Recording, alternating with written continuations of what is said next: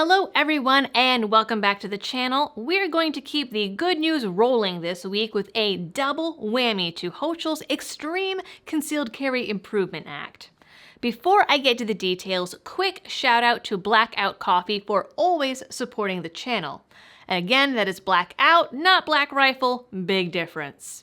Right now, they've got a big sale where you can get 20% off and help those affected by Hurricane Ian by going to blackoutcoffee.com/libertydoll and using the code IAN. First, a federal judge in Syracuse issued a temporary restraining order against the law last week, blocking the enforcement of several of its provisions.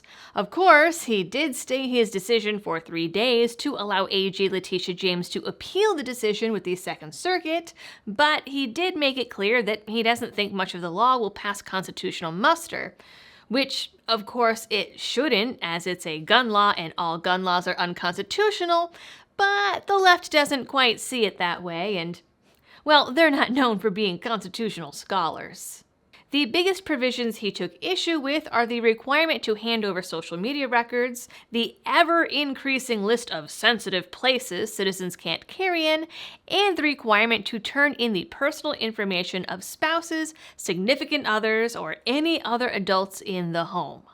So that is pretty little roadblock number one. Number two, we're also learning that many law enforcement officers outside of the Big Apple have no intention of proactively enforcing these laws. As one sheriff told the New York Times, "I have to enforce it because I swore to uphold the laws, but I can use as much discretion as I want. If someone intentionally flouts the law, then they're going to be handled one way. But if someone was unaware that the rules have changed, then we're not going to charge someone with a felony because they went into their barbershop with their carry concealed."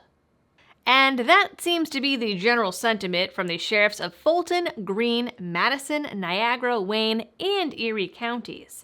The New York State Sheriff's Association has also called the new law a thoughtless, reactionary action that aims to restrain and punish law-abiding citizens. And they're absolutely right. But Hochul did tell all the Republicans in the state to just get out, so maybe this is part of her big master plan. Of course, the folks who voted for the law and their Everytown friends say the sheriffs are not only endangering the public, but also other law enforcement by taking such a lackadaisical and, in their mind, hypocritical approach. Oh, pot! Have you met Kettle? New York lawmakers are instead telling these sheriffs to take it up with the Supreme Court, which is ironic considering the Bruen decision that clearly puts this law in the unconstitutional camp, but Hochul is trying to skate around it in defiance of Bruen, and she knows it. Even the New York Times admits in a sort of roundabout way that the law goes against Bruen. If the New York Times knows it, so does she. The ivory tower lawmakers of New York are trying to argue that the sensitive places in the New York law are in line with so-called sensitive places mentioned in Bruen, though Thomas was very clearly referring to courthouses, polling places, and legal assemblies, not the entirety of New York City and every little postage stamp of private property. It's clearly not the folks that have already gone through all the trouble to even get a license in New York that are causing all the crime. I don't see how declaring these folks felons just for carrying the gun the state gave them the permission to is going to stop crime. And what's more is the lawmakers in New York apparently want police to focus their efforts on arresting these otherwise law-abiding citizens instead of, I don't know, investigating murders or going after the carjackers, shooters, and home invaders that seem to have taken over the cities.